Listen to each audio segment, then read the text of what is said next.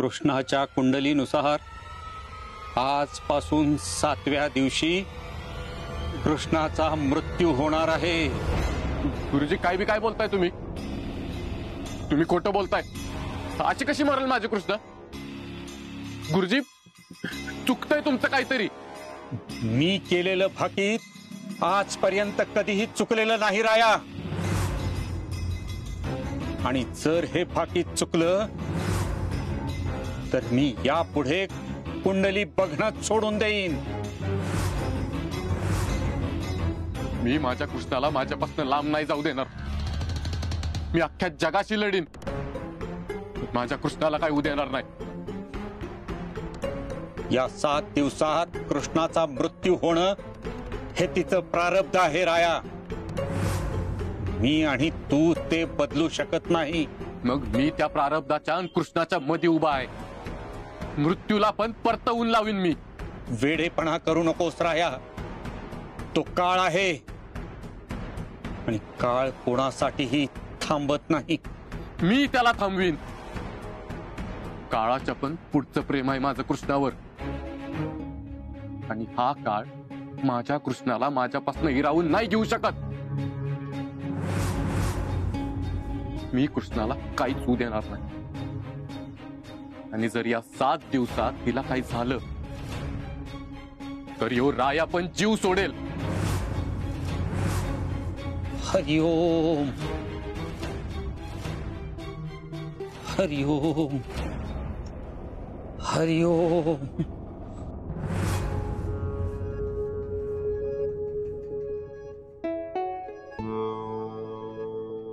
मला कृष्णाला गुरुजींचं बाकीत सांगावंच लागल। तिनं 7 दिवस स्वतःची काळजी घ्यायला पाहिजे, घरातनं बाहेरच नाही निघायला पाहिजे। राया, अरे राया, कशाला अजून तिच्या दुःखात भर घालतोयस? कशाला तिला सगळं सांगतोयस तू? कशाला म्हणजे? कृष्णाला खरं काय ते कळलं पाहिजे। दरवेळेस सगळ्या गोष्टी सांगितल्याच पाहिजेत असं नसतं। ज्या गोष्टी माणसाला त्रास देतात त्या त्याच्यापासून लपवणंच चांगलं असतं। आणि तुला काय वाटतं, तू तिच्या मरणाबद्दल सांगून लय मोठं काम करतोयस, तिची काळजी करतोयस? नाही राया, तू तिला आणखीन दुःखात टाकतोयस। मी तिनं सावध राहावं म्हणून तिला सांगायला निघालोय, आणि मी कृष्णाला दुःखात टाकायला नाही, तिला वाचवायला चाललोय। एखाद्याला घाबरवणं म्हणजे वाचवणं नसतं। मी कशाला तिला घाबरवीन? मी फक्त पुढचे 7 दिवस काळजी घे एवढंच सांगणार आहे। तुला वाटतं तू तिच्या मृत्यूची बातमी सांगितल्यावर ती तिची काळजी घेईन? उलट पुढच्या 7 दिवसात ती आत्ता जगतीये ना, ते बी जगणं विसरून जाईल। प्रत्येक क्षणात डोळ्यासमोर मरण दिसेल तिला राया। आपण आता सगळ्यांना सोडून जाणार आहे, आपल्या हातात आयुष्य उरलं नाही, ही गोष्ट तिला क्षणाक्षणाला जिवंतपणे मारत राहील राया। तिला एवढी मोठी शिक्षा नको देऊ। तिला 7 दिवस का होईना आनंदाने जगू दे। खरंय तुझं, मी नाही सांगणार तिला काय, पण मला तिला शेवटचं डोळं भरून तरी बघू दे। म्हणजे तू हार मानलीस? म्हणजे तू तिला मरून देणार आहेस? एकटं सोडणार आहेस मारायला? नाही, या जन्मात तरी ते शक्य नाही। मी माझ्या कृष्णाला माझ्यापासून लांब नाही जाऊ देणार, तिला काहीच होऊ देणार नाही। आता जरी मी तिच्या जवळ नसलो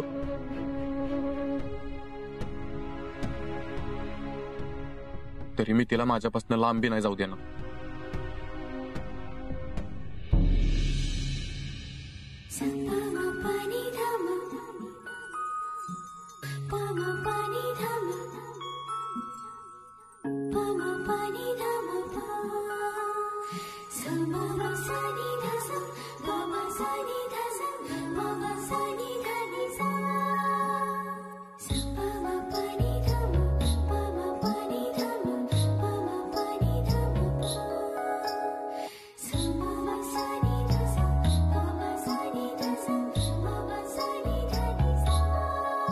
मला असं का वाटतंय की राया हितच कुठेतरी आहे।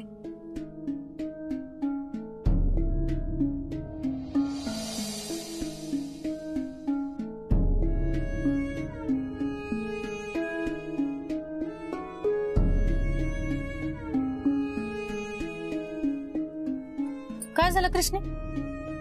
काय बघतेस इकडं तिकडं? का कुणास ठाऊक मला राहून राहून सारखं असंच वाटतंय की राया हितच कुठेतरी आहे, माझ्या जवळ, एकदम जवळ.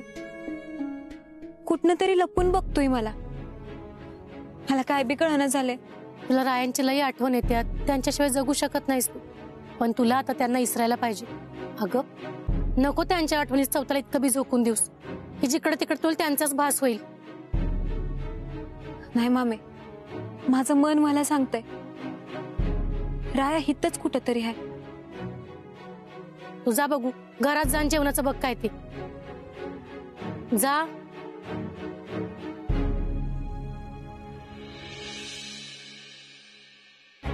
जाऊ बापू, म्हणजे तुम्ही खरंच इथं आहे? मला वाटलं कृष्णेला भास होत असतील. कृष्णाला काय सांगू ना? तुमच्या दोघांच्या प्रेमाचं ना काय करावं तेच कळणं झालंय मला. एक जण लपून बसलेला दुसऱ्याला लगेच जाणवतंय, आणि दुसऱ्यानं त्याच्या आयुष्यातनं लांब जा म्हणलं तर मी त्याला जाता येणं झालंय. नशीब आमच्या प्रेमाची परीक्षा घेते मामी, पण मी कृष्णासाठी सगळ्या परीक्षा द्यायला तयार आहे. ही असली कसली परीक्षा? एकीकडे तुमचा जीव तिच्यासाठी तुटतोय आणि दुसरीकडे तिचं तुमच्यासाठी. तुम्हाला जर का बघितलं ना तर तिच्या मनात मी परत तिला आपलं म्हणाल अशी आस निर्माण होईल. कृष्णीन तुम्हाला बघायच्या आधी तुम्ही इथनं जावं बाप.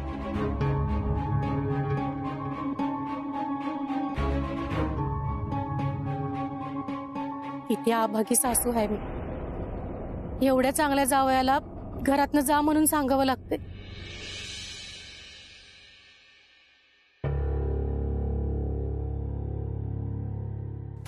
अगं रंजना आत्या, राहू दे, मी करते. नको, कामात असलेलं बरं असतंय, डोक्यातले विचार थांबतात. काय झालं? कसलं टेन्शन आहे का ग? एक गोष्ट मनासारखी घडत नाही, सुतक असल्यासारखी शांतता आहे बघ. आता एवढ्या वर्षाचा यात्रेचा मान विद्यार्थ्यांकडचा तो त्यांनी दुसऱ्याला द्यायला सांगितलाय. तो परत आपल्याला मिळणार आहे का? बघ ना, मला हे अजिबात पटलेलं नाहीये. रायाने तरी बोलायचं ना की मी नाही तर ऋतिक अंतराला तरी मान द्या, पण नाही, काहीच बोलला नाही ग तो.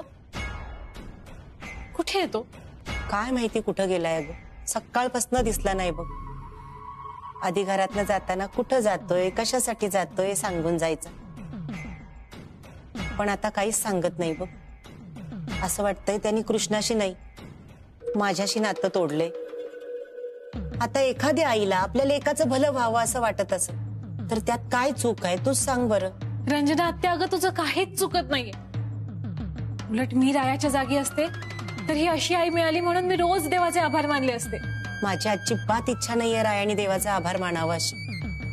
माझ्याशी 2 शब्द प्रेमाचे बोलला की नाही तरी मला पुरेसे, पण हा तर तोंड पण बघणं झालाय. असं वाटतंय त्यांनी सांगितलंय मनातल्या मनात, माझी आई मेली. राया, राया, अरे कुठं गेला होतास? हा, मी तुझ्यासाठी काहीतरी खायला घेऊन येते. बघितलंस कसा वागतोय माझ्याशी ते? एकदाचा सगळा राग काढ म्हणाव, सगळा राग संपव माझ्यावरचा. इथं काळजाला गरं पडतायत याच्या अशा वागण्यानं. रंजना आत्या, अगं तू नको एवढं मनाला लावून घेऊस. मी आहे ना तुझ्यासोबत. मी बोलते रायाशी, मी तुमच्यातले सगळे गैरसमज दूर करते. खरंच? हो हो, आता तुझा विश्वास जिंकायचा, रायाला जिंकायचं म्हटल्यावर हे तर करायलाच हवं ना.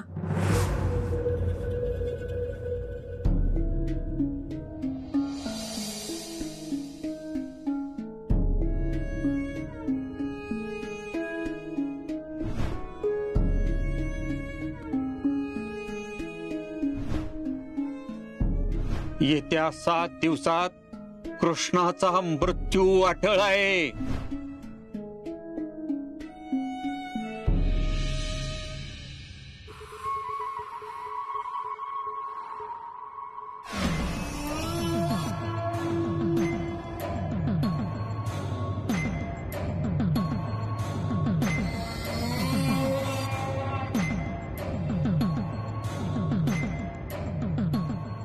तू का आलीस इथं? मी नको येऊ तुझ्या खोलीत. राया, मी तुझी मैत्रीण आहे, तुझ्या मामाची मुलगी आहे. आपण लहानपणापासूनचे मित्रमैत्रीण होतो. आपण एकत्र भातुकली खेळायचो. तेव्हा मीच तुझी बायको हवी म्हणून तू इतरांशी भांडायचास. नंतर आपलं ठरलेलं लग्न नाही झालं म्हणून तू मला असं झिडकारू नकोस. मला आजही तुझी काळजी वाटते. तुझी मैत्रिणी या नात्याने मला तुझे हे हाल नाही बघवत रे राया. मग नको बघूस, जाईत ना तू. हा ह्यावर उपाय नाहीये राया. तू आधी कसा होतास हे आता कसा झालायस. ही सगळी अवस्था तुझी कृष्णाने केली आहे ना. नाही म्हणजे तुझी आणि कृष्णाची जी ताटातूट झालीये त्यामुळे तुझी ही अवस्था झाली आहे ना. तुला कृष्णाचीच आठवण येते ना. तिच्याच आठवणीने डोळ्यात पाणी आलंय ना. चल आपण तिला घेऊन येऊया. चल. मला नाही येत आहे तिची आठवण. नाही रडणार मी तिच्यासाठी, कधीच नाही.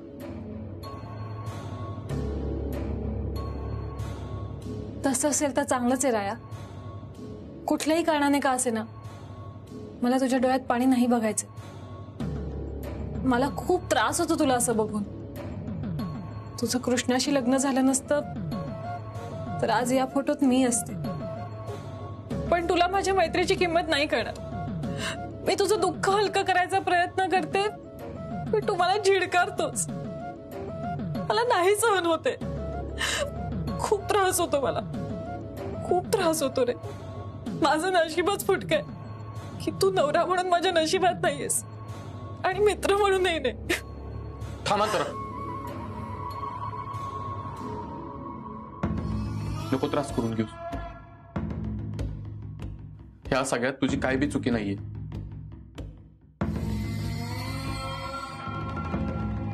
आणि तू अजून बी मला मित्र मानतेस. मला या सगळ्यातनं बाहेर काढण्यासाठी धडपडतेस. त्यासाठी खरंच थँक्यू. थँक्यू म्हणून आता मला असं फरक करू नकोस राया आणि असा विषय संपवू नकोस. तू जर मला खरंच तुझी मैत्रीण मानत असशील तर मला सांग तुझ्यात आणि कृष्णात एवढं काय झालंय की तू तिला घटस्फोट द्यायला तयार झालायस. हे बघा अंतरा, मी आत्ता नाही सांगू शकत पण वेळ आल्यावर नक्की सांगेन. माझ्यावर विश्वास ठेव.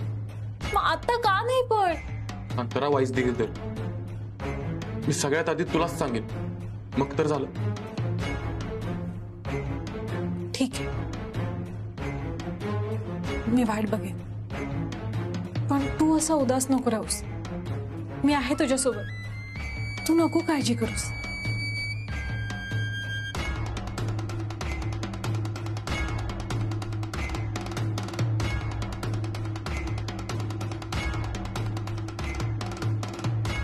आता तू माझ्यापासून लांब जातोयस राया पण लवकरच तू माझ्या मुठीत असशील.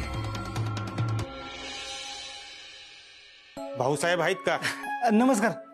आहेत भाऊसाहेब, आवाज देतो मी. तुम्ही बसा की. बसा. भाऊसाहेब ती यात्रा कमिटीची माणसं आलेत. सरपंच बी आहेत सोबत. येतात भाऊसाहेब. तोपर्यंत मी चहा पाण्याचं बघतो. नमस्कार मंडळी. नमस्कार.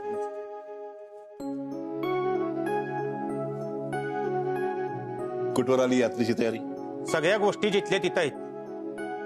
फक्त काही गोष्टीचं नियोजन करताना आम्हाला तुमच्या मार्गदर्शनाची गरज होती आणि म्हणून तुमच्याकडे आलो होतो. बोला की. राया तू पण थांब ना वाईट चर्चेला. तुझं पण मार्गदर्शन होईल. यात्रा कमिटीला तुझ्या मार्गदर्शनाची गरज आहे. भाऊ असताना माझी काय गरज आहे? गावच्या यात्रेचा प्रश्न आहे. सगळ्यांनी मिळून निर्णय घ्यायचे असतात. थांबा जरा. हा काय म्हणत होतात? भाऊसाहेब तुम्हाला तर माहितीच आहे हा देव म्हणजे आपल्या गावचं जागृत देवस्थान आहे आणि बगाडाचा मान कुणाला मिळावा म्हणून त्यासाठी कौल लावायचा आहे. आणि कौल लावण्यासाठी गावातली काही लोक आहेत ज्यांचा नवस पूर्ण झालाय. ए सांगा रे ज्याचं देन. माझा नवस पूर्ण झालाय बघा भाऊसाहेब. अहो माझ्या बायकोला पोटाचा आजार झाला होता आणि डॉक्टरनं सांगितलं होतं 15 दिवसाच्या पेक्षा जास्त जगणार नाही म्हण. पण मी देवीला नवस केला आणि माझी बायको ठणठणीत झाली बघा. भावाला नोकरी लागावी म्हणून नवस बोललो होतो. सरकारी नोकरी लागली त्याला. भाऊसाहेब हे शिरपतराव अहो यांच्या आईचा अपघात झाला होता. सगळ्यांनी आशाच सोडली होती. प्रकृती फार खालावली होती. यांनी देवीला नवस बोलला आणि तिनं तू पूर्ण केला. आईची प्रकृती एकदम ठणठणीत बरी झाली. आणि हा कौल लावायचा कार्यक्रम तुमच्या उपस्थितीत पार पाडावा अशी सगळ्या ग्रामस्थांची इच्छा आहे. तर तुम्ही आलात तर जरा बरं होईल. माफ करा मंडळी, पण या बाबतीत आम्ही थोड्या वेगळ्या विचारांचे आहोत. आम्हाला तुमच्या श्रद्धेचा अपमान करायचा नाही, त्यामुळे आम्ही कार्यक्रमाला नक्की येऊ. तर मग ठीक आहे भाऊसाहेब, आता आम्ही लागतो तयारीला.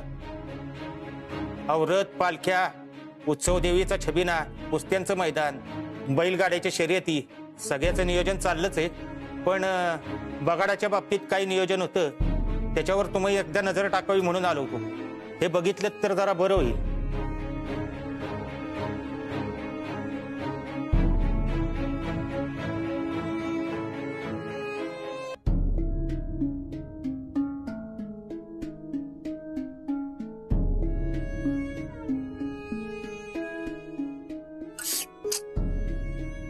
आगाशे, कुठं लक्ष आहे तुझं? नको ना लय टेन्शन घेऊ, सगळं चांगलं होईल. कसं होईल? कधी होईल? सोन्यासारख्या माझ्या लेकीच्या नशिबात काय वाढून ठेवलंय काय माहित. असं म्हणतात कर्म माणसाचं नशीब ठरवतं. माझ्या लेकीने आत्तापतूर समद्यांच्या चांगल्याचाच विचार केला. समधी दुःख सहन करत लोकांच्या चेहऱ्यावर हसू फुलवलं आणि तिच्याच वाटायला समद का? ह्याचं उत्तर माझ्याकडे नाही, तू काळजी करू नको. या वर्षी देवीला मी नवस बोलणार आहे यात्रेत. माझ्या कृष्णाच्या भल्यासाठी, सुखासाठी, आयुष्यासाठी ते समद नीट करेल बघ. अहो काय बोलताय तुम्ही? नवस पुरा केल्यावर काय करावं लागतं माहित नाही तुम्हाला? बगाडावर जावं लागल. या सगळ्याची कल्पना आहे मला अशी. माझ्या कृष्णासाठी मी तयार आहे बगाडावर जायला. अहो पण ते उपास लई कडक आणि कठीण असते बघा. वाईट जरी इकडचं तिकडं झालं ना तरी बी जीवाशी खेळ आहे नुसता. तेवढं सोपं नाही ते. 3-3 दिवस नुसतं लिंबाचा पाला दुधावर काढावं लागतं. अहो बगाडाच्या दिवशी अख्खा दिवस उपाशी राहावं लागतंय. उन्हातानातनं गावातनं बगाडावरनं मिरवणूक निघत्या. तुम्हाला नाही झेपणार हो ही समद? का झेपणार नाही? का झेपणार नाही? माझ्या भाषेसाठी मी वाटेल ती करायला तयार आहे. माझा जीव गेला तरी चालेल, पण काय वाटेल ती करणार मी. मामा, कुणाला बी काय बी करायची गरज नाहीये. आणि तुम्हाला माझी शपथ आहे, नवस बिवस करायची काय बी गरज नाहीये. मी आतापर्यंत जेवढं केलंय माझ्यासाठी ते खूप आहे. मला आता तुम्हाला त्रास नाही द्यायचाय. मामा, बगाडाचा विचार पण करायचा नाहीस बर का? अगं पण कृष्ण, मामा नाही म्हणलं ना? हा, मला दोघांना बी माझी शपथ आहे, काही बी येडेपणा करायचं नाही. आणि माझ्यासाठी स्वतःचा जीव धोक्यात घालायचं नाही सांगून ठेवते. समजलं?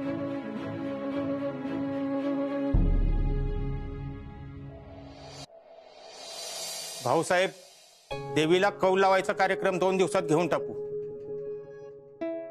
ही 3 जण आहेत ज्यांचा नवस पूर्ण झालाय. देवी ज्याच्या नावाचं कौल देईल त्याला बगाडाचा मान मिळेल. तुम्ही 3घांनी पण मनाची तयारी करून ठेवा रे. हो, मी केली याल. अहो एवढं मरणाच्या दारातनं माझी बायको बाहेर आली या, तिच्यासाठी काय पण करायला तयार आहे मी. मी बी यंदा देवीला कौल लावणार.